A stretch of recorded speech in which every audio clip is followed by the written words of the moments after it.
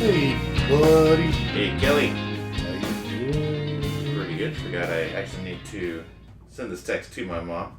I told you right before I came in, my mom texted me and Ash, good morning and happy Sunday, checking in to see how y'all are doing.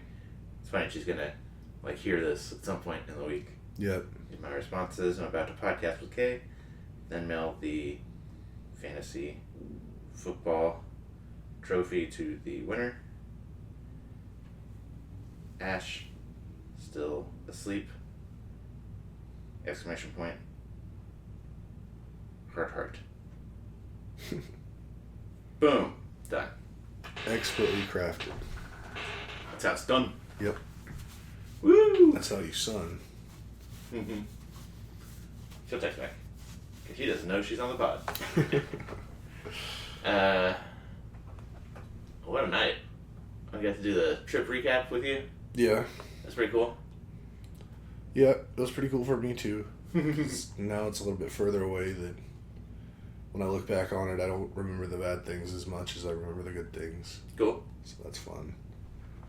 Still want to actually edit it all into an actual video. Yeah. A little bit. You got any thoughts on the potential sound behind the video?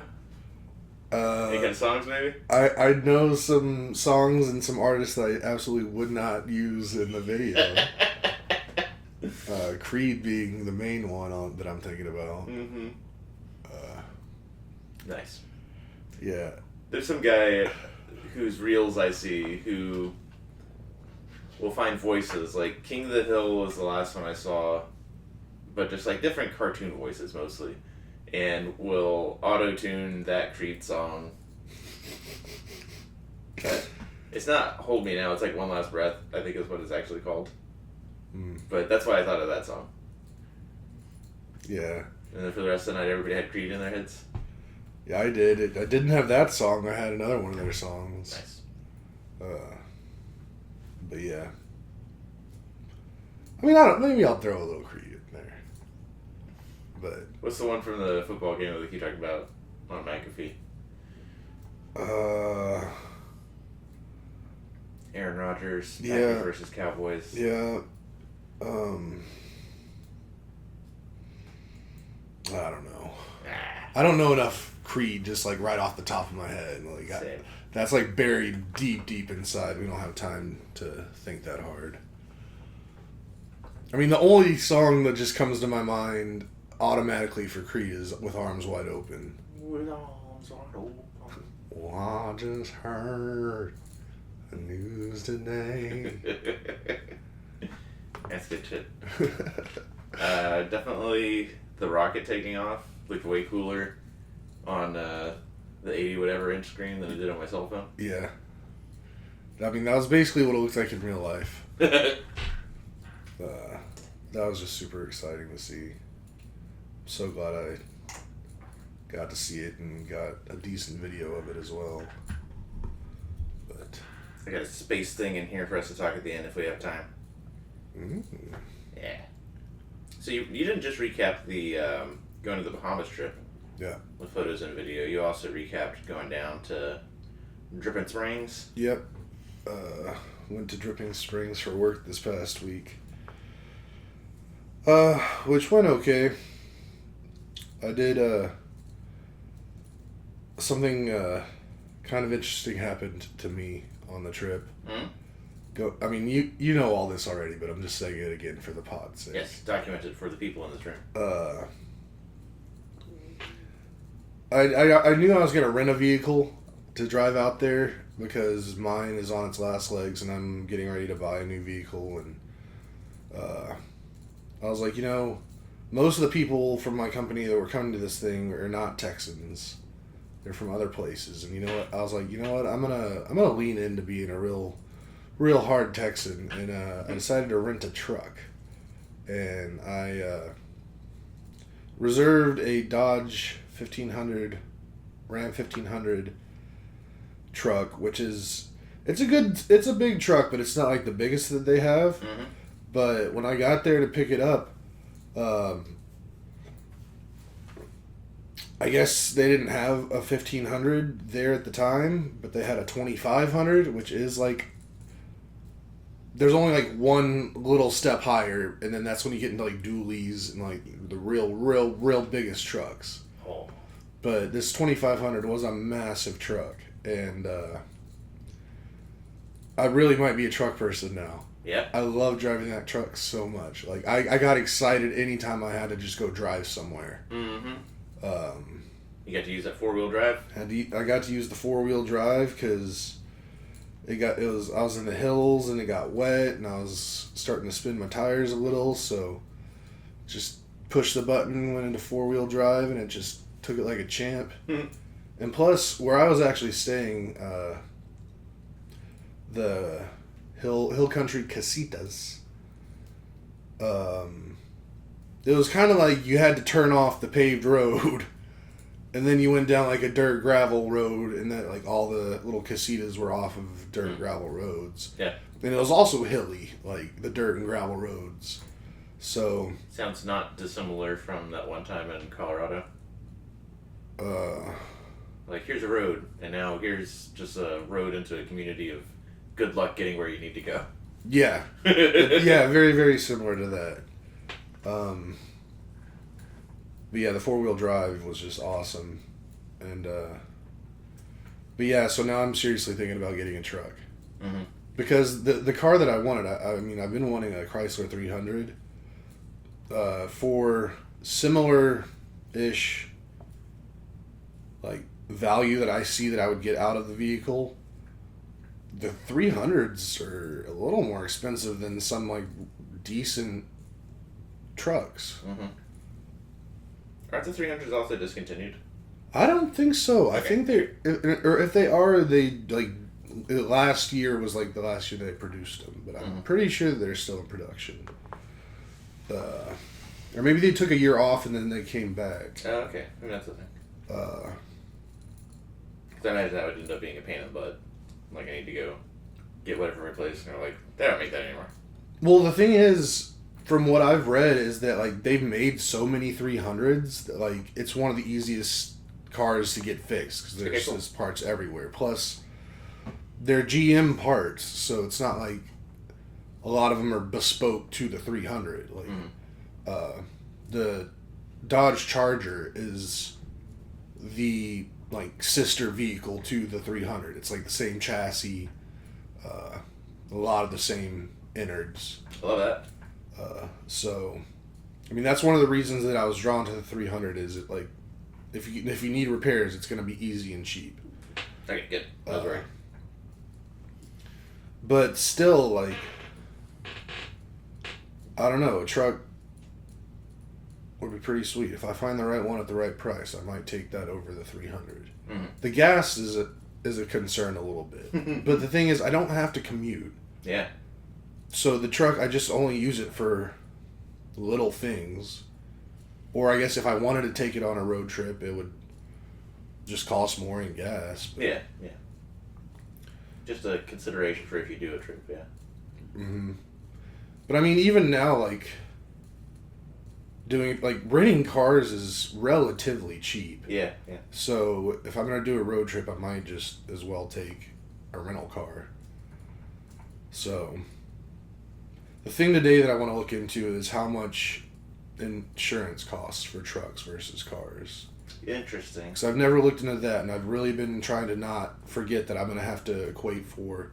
Like, I've had liability only forever because I straight up own the car and I didn't have to have full coverage. Because, like, if you have payments, you have to have full coverage. So, yesterday I figured out how much more a month it would cost for a 300 for insurance. Mm-hmm. And that was about $130 extra a month in insurance on top of what I'm already paying. So I was trying to do that before you got here, but I just ran out of time. But I'm gonna try to figure out about how much more a month a truck would be, and just see if it's like a whole lot more. Mm-hmm. Once I get that information, then I'll know if a truck is actually a viable option for me. Yeah, I don't know what direction that would go in, because obviously, like, sports cars should do should be more than a truck, but a 300 is, I would think, like the safest, least expensive thing of like a 4-door sedan. I mean, it is a quote-unquote luxury car. But I think it makes it, there's additional safety features. Presumably. But then again, I don't know. I just don't know about a truck. Like, is it just value? Is it like the capability of damage that it has to do? Nice, yeah. I don't know any of that. Cool. So once we figure that out, we'll see. But you get some very reasonable truck options on the screen there, I see. Yeah, I mean, the ones you see right here, or Nissan Frontier, I'm not gonna get a Nissan. I just am not. Plus, those are small trucks, and if I get a truck, I'm not getting a small truck. Like, I want a big truck. Yeah. It doesn't have to be the biggest truck, but it has to be like a good size. The point of getting this is so that I have a big vehicle. Yeah. No longer a big person in a small space. Exactly. Big person, big space. And even after driving a 300 and like a truck, I definitely had more space in the truck. Mm-hmm. I had pretty much plenty of space in the 300, but the truck was just even more. It was awesome. But the other one, this one actually really interests me. It's a 2013 Ram 1500 Tradesman Quad Cab. 90,000 miles, only one owner for personal use only. Really good price. That's really not a bad option. Mm-hmm. But at the moment, there aren't a ton of really good options. Plus, I'm just trying to also figure out who I want to trust to buy a vehicle from. Yeah. Like, I'd kind of like to go like the CarMax route, just because I feel like they're very reputable and they do a lot of stuff, and you do get like a warrant, like somewhat of a warranty when you buy vehicles from them. Mm-hmm. Versus like going to like a mom and pop used car place down the road. I don't know. So CarMax. just a lot of. The thing is, CarMax is just so much more expensive than everyone else. Like here I'm looking on Edmunds, and Edmunds scrapes like all the sellers, so it brings all your stuff, all the people together. But like, right, like this one, you wouldn't find a truck like this for $15,000 on CarMax. This would be at least a $18,000 truck. Okay. So the Jeep and the Sonata were definitely from dealerships. The Jeep, I don't even remember how I found that. It was a rush job too, because it was after the Mitsubishi Galant pooped out. Mm-hmm. But I know the Sonata was on the USAA Help You Buy a Car service, and we could look at that together because they do some vetting. Be cool. I know when we went to Colorado, and I think it was a Jeep Grand Cherokee. Okay, yeah. And only having been with it for a week, I was also smitten. Mm-hmm. The Sonata, though, is so good to me. I do have I think you have maybe more of a hate relationship with your cars. Like, I've always had a good, bond with my vehicles. I mean, I wouldn't say that for all the vehicles I've ever owned. I mean, I've owned a lot at this point. I mean, I really didn't hate the Yaris in the beginning because it was the newest, lowest mileage car I think I ever had or something. I had working AC, but then the AC died, so then... And then I had to commute in it for long distances, and that sucked. Mm-hmm. So yeah, at this point, I hate that thing. I guess the vehicles... I guess I can only think of two that I didn't hate, or... Not didn't hate, but I actively enjoyed. Two? Mm-hmm. Can I guess what they are? Yeah, you'll probably get them. The red Mustang? Yep. Yeah. And the tank? Yep. Yeah, okay. Although both of those... Well, the Mustang was actually pretty good mechanically. Didn't have a lot of issues. Mm-hmm. The van definitely... wasn't great sometimes, but it was still just fun because that was my first own vehicle I bought with my own money, and I could do whatever I want with it. It was a party on wheels. It really was. But then I've had other cars that were like decent. Like I remember I think it was a green Chevy Lumina for a little while. I think I remember that. I think that was the car I had around the time of your and Ash's wedding. Nice. I wonder how many cars. I wonder if I could quickly count how many cars I've owned.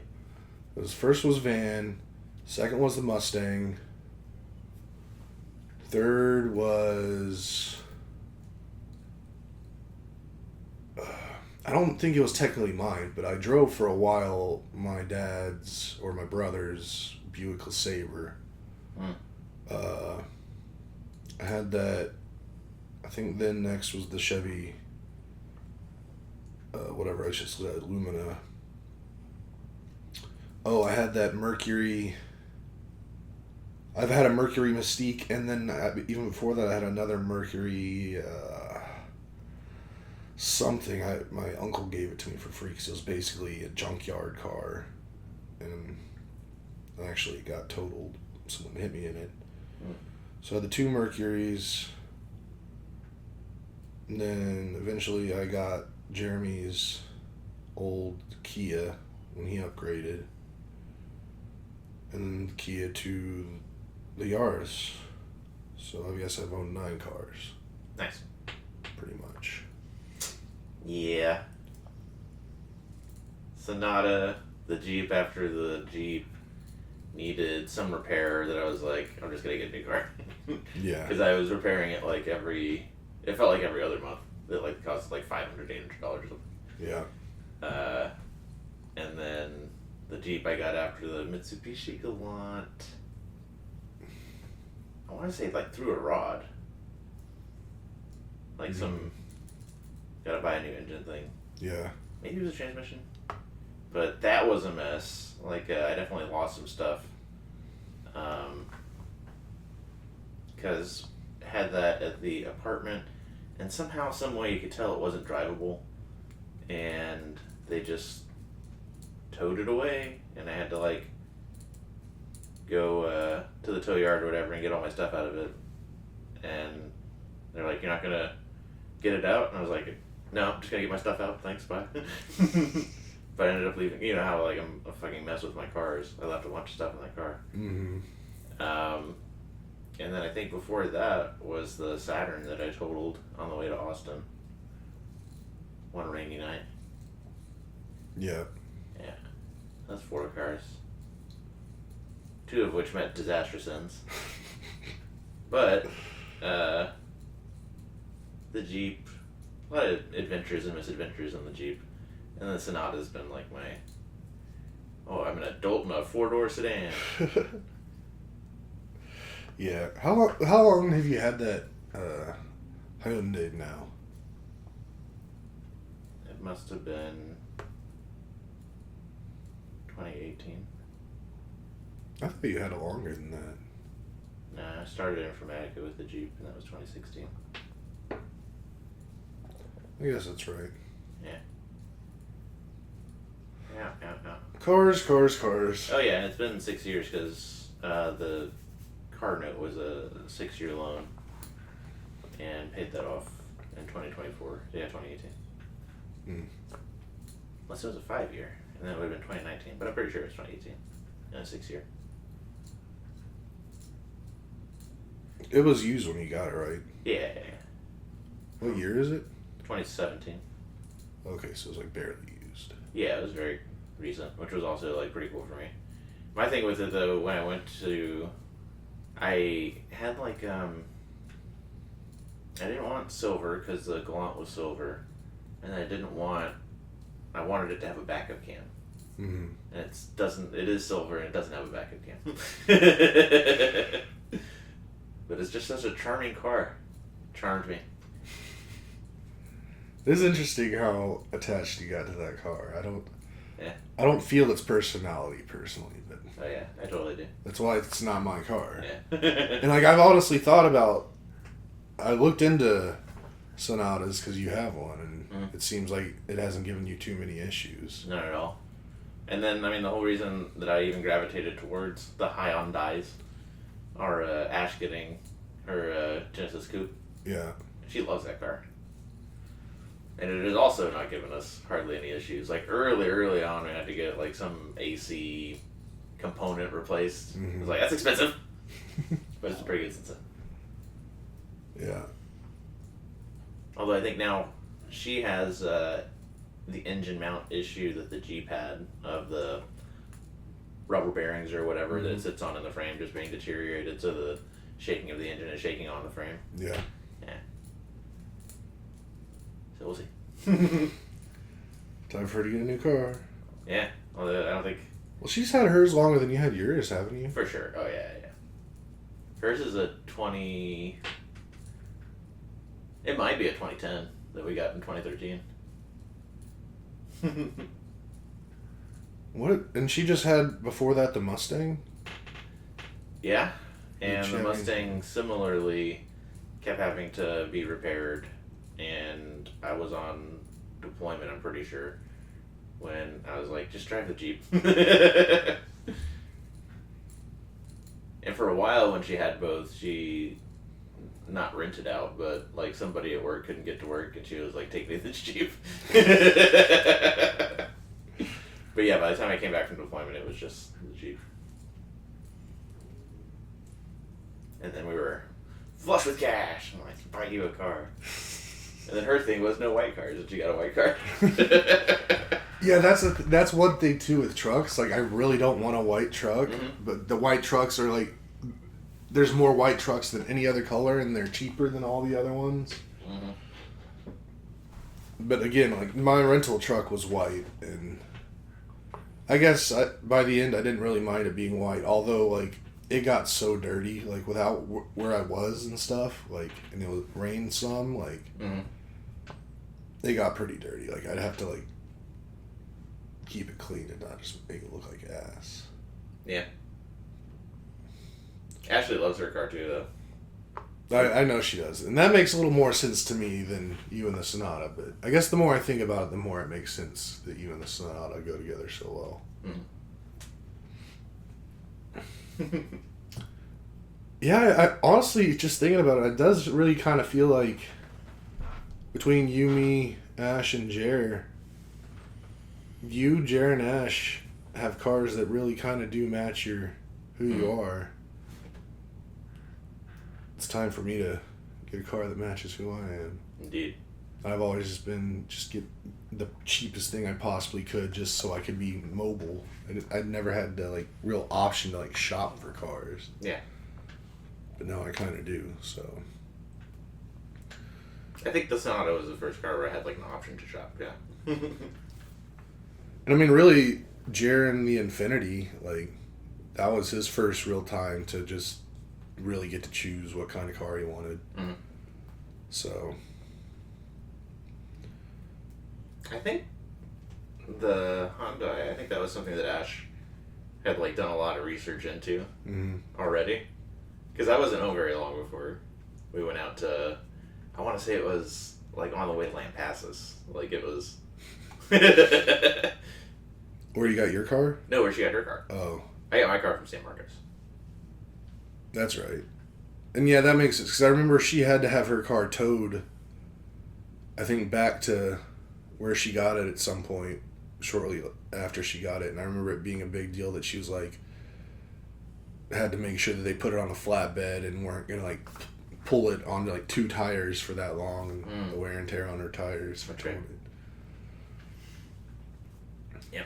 Sure spent way longer on car talk than I thought we would. Well, the car talk, yeah, but we're still kind of on trip talk because we're talking about how the trip in that truck might have changed you. Yeah. I have another note in here about how you might have changed. It's 2 lines I must have wrote. I drank a little last night, but that was after I must have written this. Can you make sense of this? There was no love, comma, just lust, parentheses, for the cat. And the next line is, Kelly's a cat person, question mark? You're such a butthole. What's going on there? Why did I write that, Kelly? You wrote it because I was telling you guys about how the little cabin that I was in, there was like a cat that just kind of came with it. And it was the first nice cat that I've ever met that was nice to me and like chilled around with me and stuff. And I talked about how I tried to feed it a little bit of food first couple nights, and then on the last night I was there, it brought me a dead rat or a dead mouse to bring me food, so it was real cute. Mm-hmm. And then y'all started trying to be all, oh, Kelly's a cat person, he's gonna get a cat, oh, he loves cats, and I was like, it wasn't love, and then jokingly I said it was a relationship of lust. But again, that was a joke. And now you're throwing it in my face again. But I wouldn't expect any different from you, and I wouldn't want it any other way. No, I'm not throwing it. I'm just... Yeah. I couldn't remember. Yeah, whatever. There's a Community episode where they're like, if you edit anything, you can make it seem sentimental. I wanted to do that same song with you and the cat. Something always brings me back to you. Silly. But yeah. Alright, that might have just been for me. I mean, that absolutely was just for you.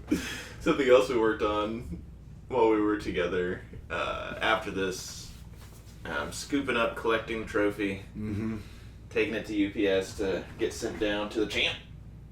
Yeah. Which is, Mom says she's listening to 110. Oh yeah, I posted that this morning because the way I remember if I did it or not is once we're done here and I save the file, I leave the program open, so then I remember to go to it, and like I think it was like yesterday I opened it up and I looked and I saw the program was still open, but then I know sometimes I leave it open after I post it, but I can tell that I had edited it and added like the intro and outro music. And I opened it and I there was no intro outro music, and I was like, well, crap, I haven't posted this one yet. I better get it out before we do the new one, because I needed to close this program out to start it up again for this recording. So, yeah. Yep. I've stopped sharing them on Facebook, just giving on Facebook that much anymore. But I might share the last one, or maybe this one, with the SpaceX launch, because that was so damn cool. Yeah, I honestly don't remember what we talked about in the last one. That's like when I posted it this morning, I didn't even put a description because I just didn't remember. I mean, I was gonna put we talked about weather, football, and whatever, because we probably talked about those things. But well, I hope it's not sharing too much. He did put it on Facebook, but our champ, Brian, is a guy that I used to play Ultimate Frisbee with once, if not twice, every week for years. And Brian was part of a community of folks known as Conferimus that I've talked about before. It was like a interfaith philosophy, talking about life and stuff group. And because he was so into Ultimate Frisbee, Jeremy knew him a bit. You got to play with and/or against him on my 30th birthday. He had a fantasy football league that I was playing in when he still did it. And at some point, because of that, somebody left and Brian stepped into their place. And since then, Brian has been a force to be reckoned with. Yeah. And he is our champ this year after a pretty solid, decisive season. This is not a situation of the 6th seed right coming in to wreck things, because that would have been me. But they're expecting. Ashley and I went to his wedding a couple years ago, I guess now. And now he and his missus are expecting, and it should be July baby, which I believe is his birthday, and he and Abby share a birthday. I didn't know that. Yeah, every year. I'll send something out. So that's fine. And then obviously Ashley's birthday is in July, so that'll be a big thing. There have, I believe, been children born while people are in the league. I think this is the first time somebody has been champ and their child has been born, with the obvious implication that this might be the first child born under the trophy. Under the auspices of the Tyrannosaurus Tex trophy, which makes me feel bad, or makes me feel good that we didn't replace it. Right. Because I think that would be a good arc in the life of the trophy, of being born into existence out of love and determination and all the things that you did. And if maybe not the last, maybe one of the last years that it gazes upon existence, it gets to see a circle of life moment. That make me happy.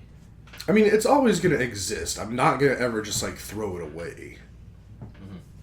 I think at this point it might be just retire that specific trophy and put it in the Tyrannosaurus Tex Hall of Fame, and build another one in its image and just continue it. But because the more I think about it, I don't want to rip that statue off the top of it and put another one on.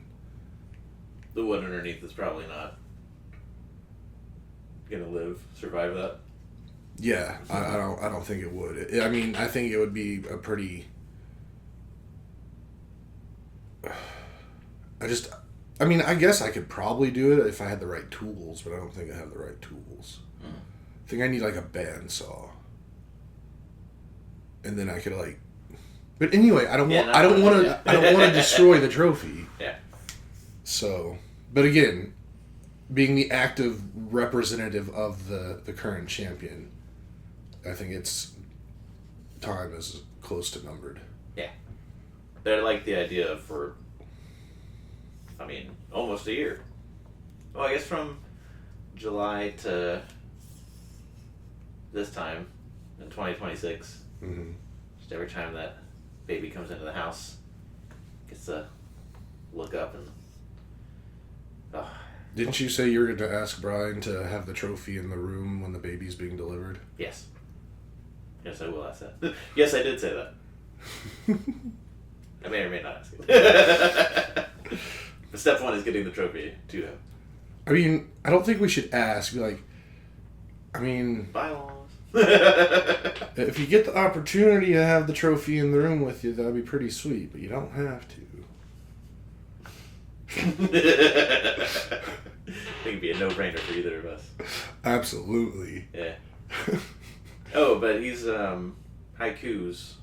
He wrote a haiku every day for the year leading up to the wedding. I think he still does one every day. Really into haikus. Super haiku guy. I got their Christmas card. Bunch of haikus. A haiku per month, talking about what happened in the month. So we got a congrats card, and each of us did a haiku. Ashley's was hysterical. Which I guess is a joint Nathan Ashley. Yeah, when I read it, I was like, are you guys just doing one together? Because it sounded like it was just both of you talking in the haiku. No, it's going to be Nathan, comma, or not comma, parentheses, and Ashley. And then I'll do one just for me. But, yeah, that's cool. I like that. That is pretty sweet. Yeah. First trophy, baby. Champ, baby. And I gotta look into that, because it's possible Stefan... He hasn't won in a long time. But he hasn't had his kids in a long time. I have no idea how old his kids are. Yeah.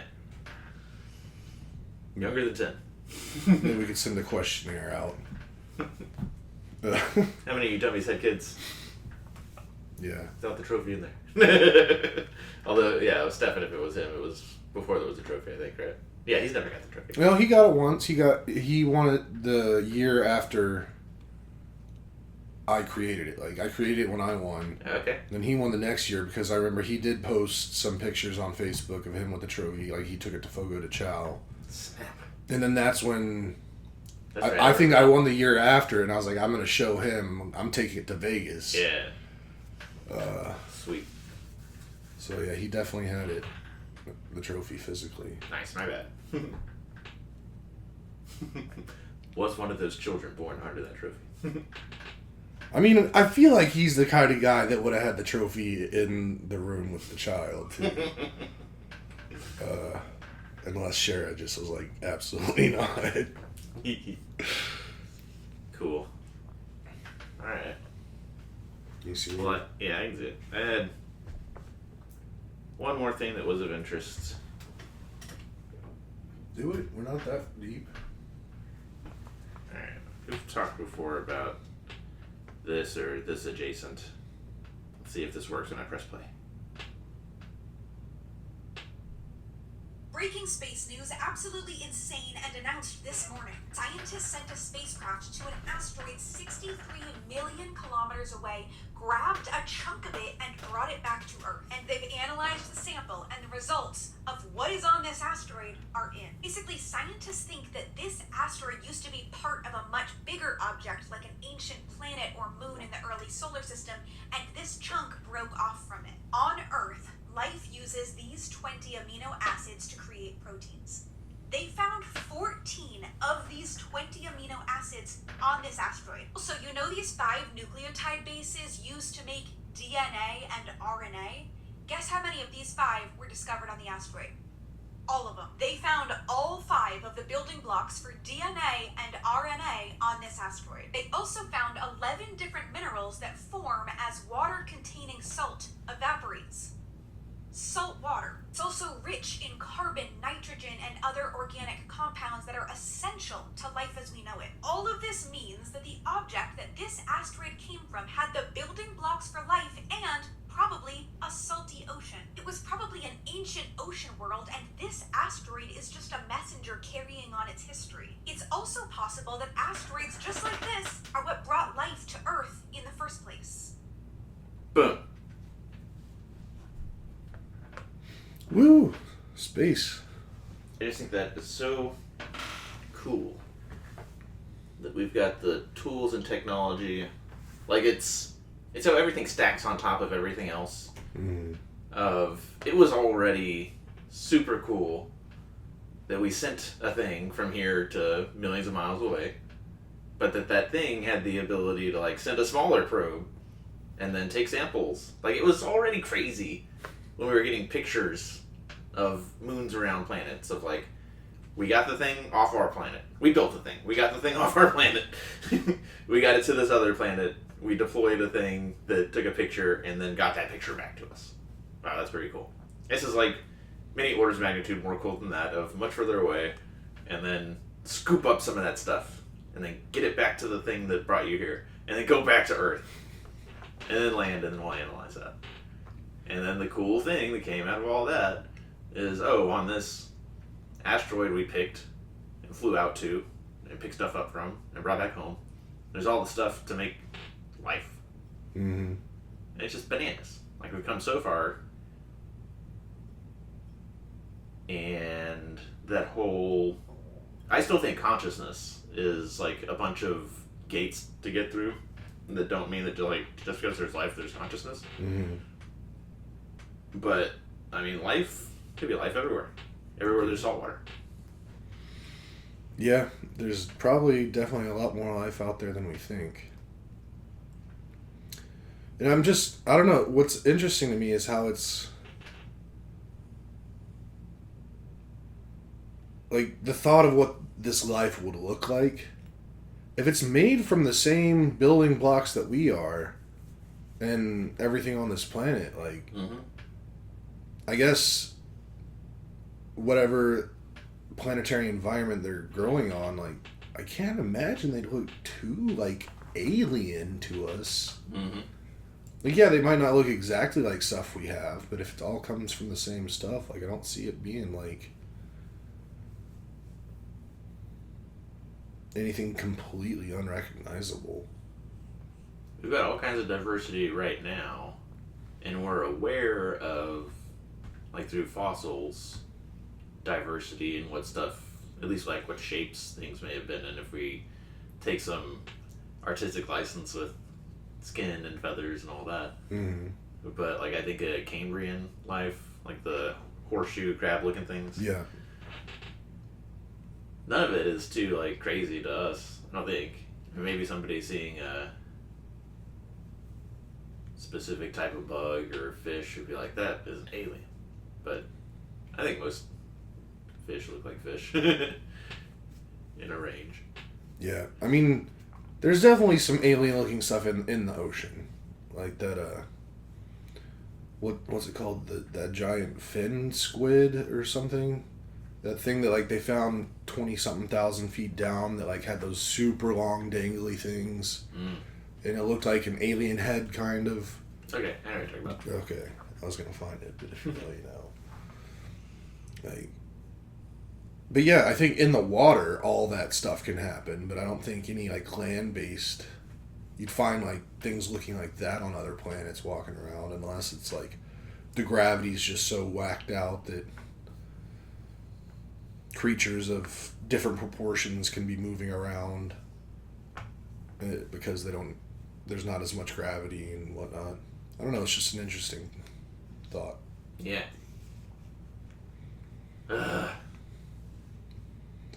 It's just, it also kind of sucks that like we know all this is possible, but we're just in the place like we're smart enough to know it's possible, but we're not smart enough to get there yet. Right. That's what I was and we don't get to see it yeah.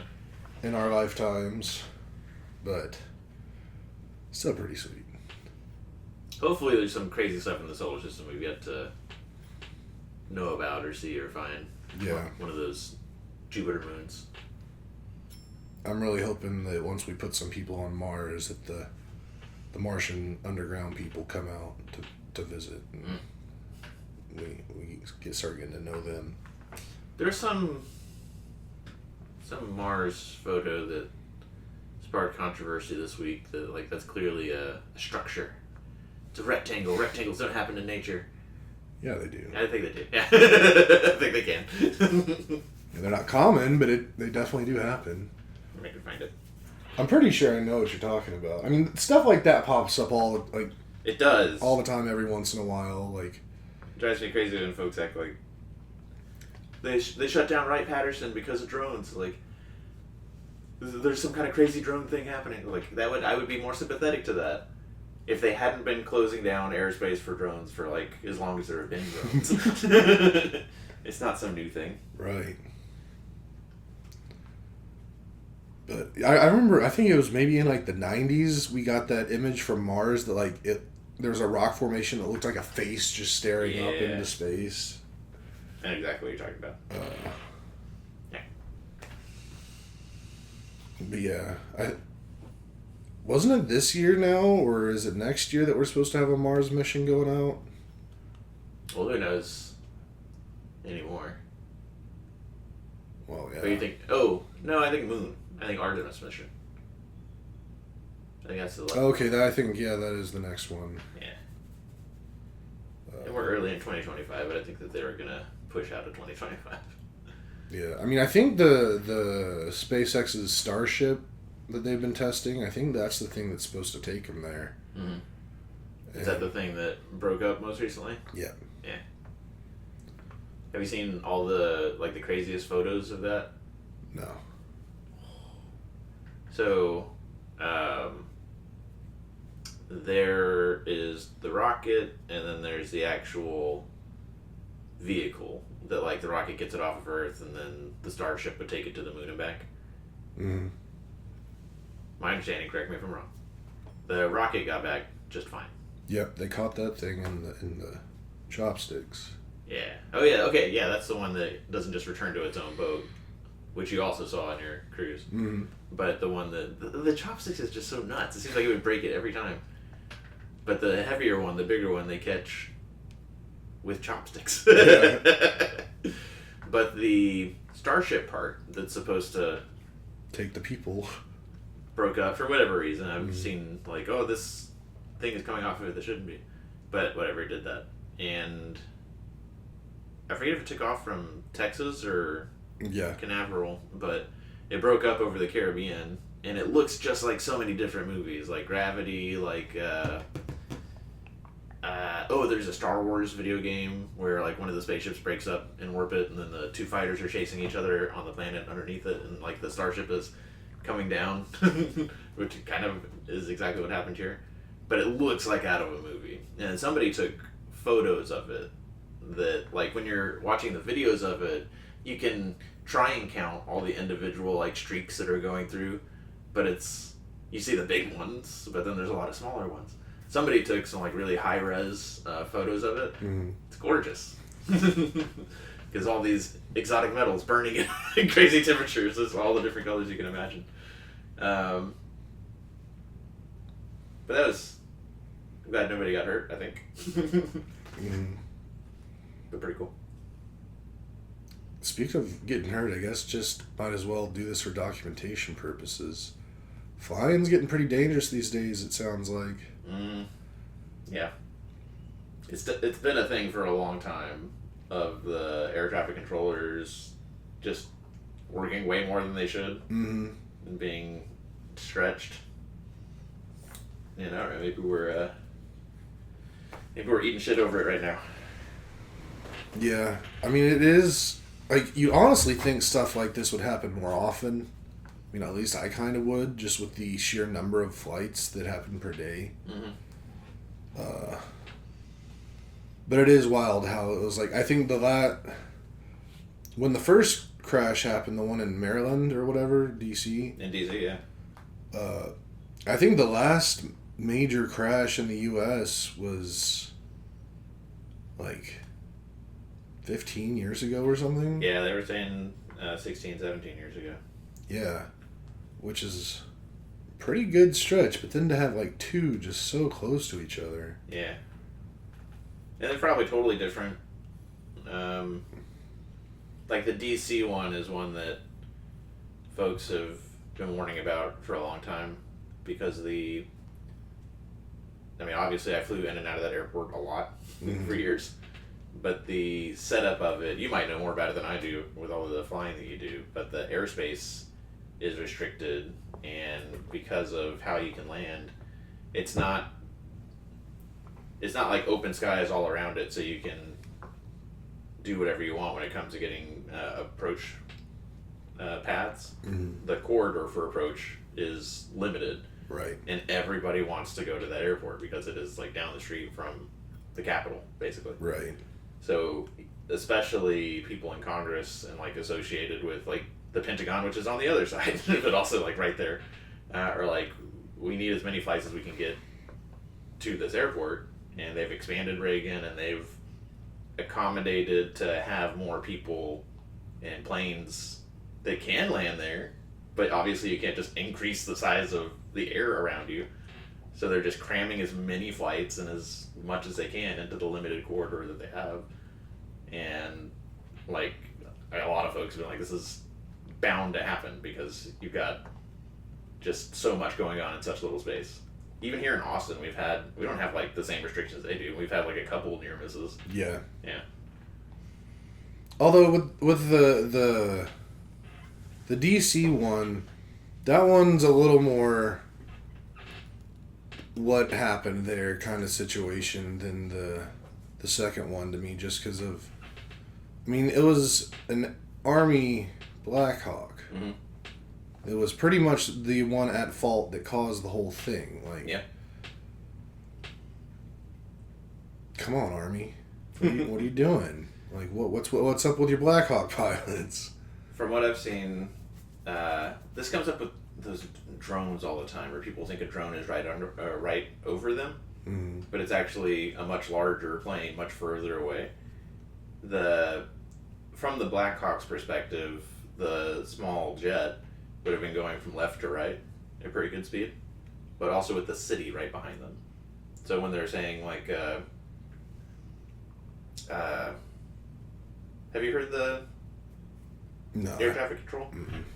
Something about visual distance. It's not, they don't use visual, but it's some word of, hey, can you visually see the plane so that you can keep a distance? So it's something about visual and distance. Yeah. And I don't know, but I think it's the tower saying, hey, you guys are so close, can you just eyeball it and just not hit them? Mm-hmm. And the helicopter's like, yeah, I got him. But apparently it was much closer than he thought it was, or the lights that they thought were the jet weren't the jet. Because if you see the far away video, it looks like just like running right into him. Mm. But it's also one of those things where we used to say in artillery, like when you're doing air deconfliction, it's like a small bullet, big sky, and that you're probably fine. It would be crazy for this shell to find a helicopter or something in the air. And when you see the far away video, you're like, just a little bit lower or a little bit higher or a little bit slower or a little bit faster. And we're talking about another near miss. It just was, unfortunately, not that. I mean, there had to have been some mechanical malfunction in that helicopter because they're supposed to have radars too. That, like, they should be able to see on their screen where this other plane is. Yeah, but if it's moving at like hundreds of miles an hour. It'd be going about 150 miles an hour. Mm-hmm. That's not that fast.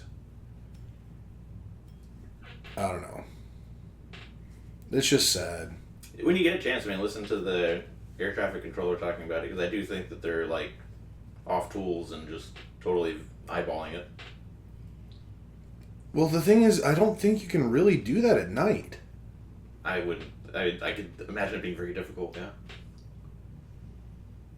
I mean, there is night VFR, which is like you can fly with visual flight rules at night if the conditions are right, mm-hmm. But I still think you'd have to do a instrument takeoff and landing. I don't know. I guess I need to do, like, the thing is, I'm still off the news and all this stuff, so I don't have near enough detail to speak into these situations. Yeah, listen to the air traffic controller, because I think you would know, like, the vocabulary that they're using. Mm-hmm.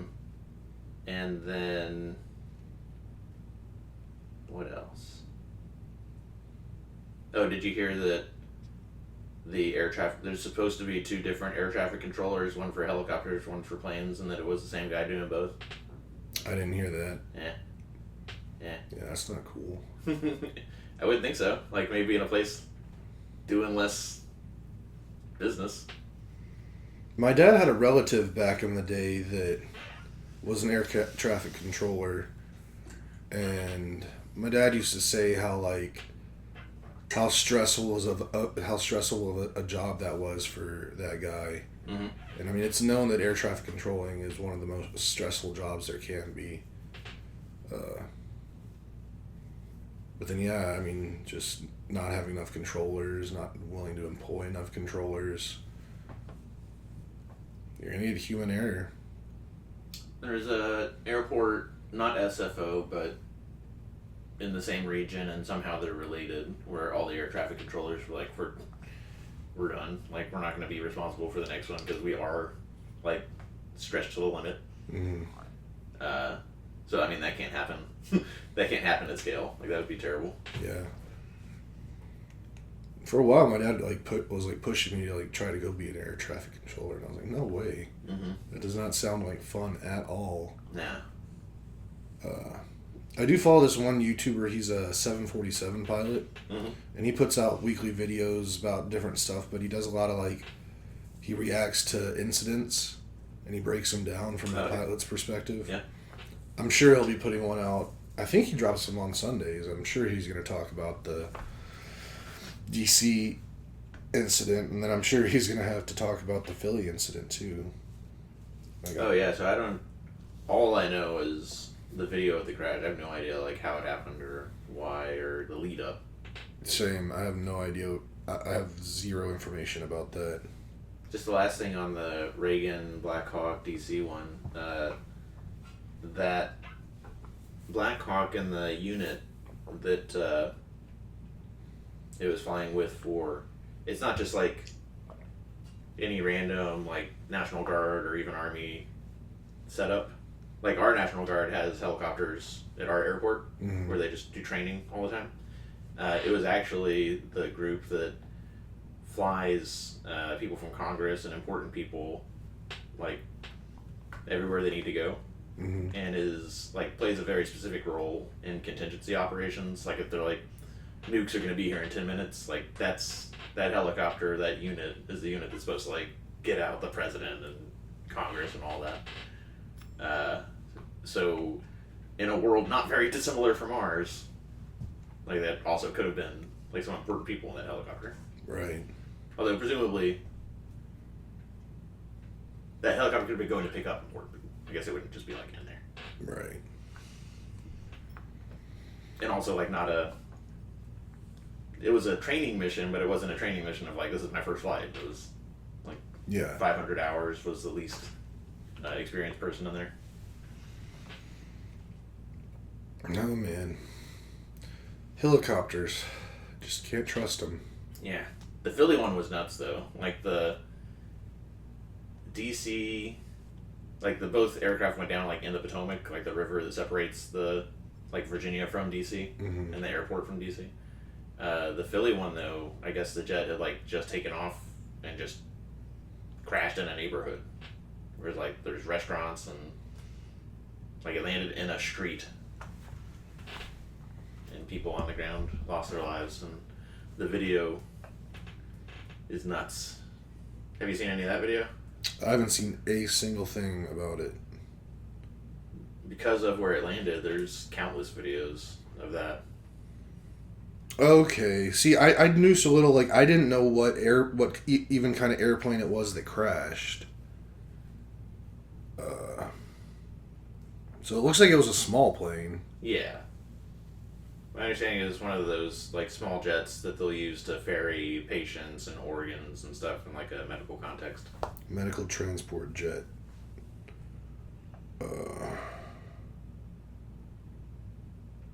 One person on the ground got it.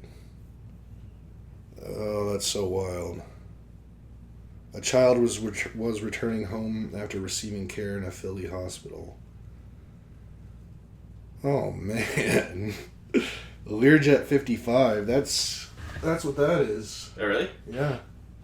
He's got a model of it in the room, y'all. Should have thought to ask you that. Yep. Learjet 55. And this is actually a model of a medevac airplane. Really? Yeah. Or that's what the liver or these things. This is a flight ambulance. A German flight ambulance. But yeah, that's a Learjet 55. Looks like you gotta stop modeling, Kelly. Oh yeah, there's your problem right there. Did you hear anything about the people on the DC flight? No. I mean, I heard that there was a lot of them. Like 60-something people. Yeah, that's pretty sad too. It's like a lot of... I say be careful doing that because the landing gear isn't super robust and could break off. I don't know if it's like the U.S. Olympics, but like the national skating team and like teenagers going to Kansas for a competition. There were other people on the jet, but that's like there was a group of guys, like 7 guys that do like an annual fishing trip or something. But I think other than that, it was all this people going to a national skating competition in Kansas coming home.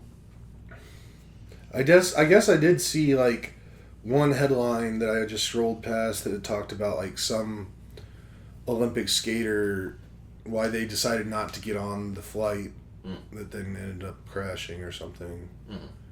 So that makes sense, I guess, that he wasn't just going by himself. Yeah. But, I mean, Ash and I got some trips on our mind. But, like, to Florida, I think we're probably just going to drive. Really? Yeah. I mean, even with these 2 incidents, I'm not... It doesn't deter me from commercial flight. Because, only one of these incidents involved a commercial flight. Like, that was not commercial flight. Like, you're not getting on a private jet like that. And it's just, the things are just so few and far between. I'm not worried about it all. Mm-hmm. But I guess if you are worried about it, I guess you do have nightmares sometimes of plane crashes. All the time. But then also just, if things are stretched thin already, and like literally thousands of left in the last couple weeks for different reasons, I don't see it getting worse or getting better. I see it getting worse. Yeah. Ugh, that drive to Florida is not fun. Nah. I guess if you like break it up over a couple days and like, If we were going to like Orlando or any like, we're going to like just south of Tallahassee, so just like a straight shot along the coast. yeah. If we were going any further, then maybe. I feel you. Well, we just hit an hour. Yeah. Talked about bummer stuff on the way out. Gotta figure out a way to fit that in the middle. Yeah. I mean, we talked about some fun stuff today. Sure did. Space. The final frontier. Heck yeah. Alright, well, I'm gonna drink my coffee and get that trophy and get to work. Okay, I'm gonna... I don't know what I'm gonna do. I'm probably gonna look at more trucks and vehicles to purchase. Yes. I figured that I think that it is gonna be a situation where as soon as something pops up that looks good, I'm gonna have to jump on it because stuff does not last very long on the market. So, I don't know. We'll see. But until then, everyone, if you made it to the end, you know the drill. Don't forget to like, subscribe, hit the notification bell. Tell your friends. Kiss your loved ones. Kiss your loved ones. And have a good one.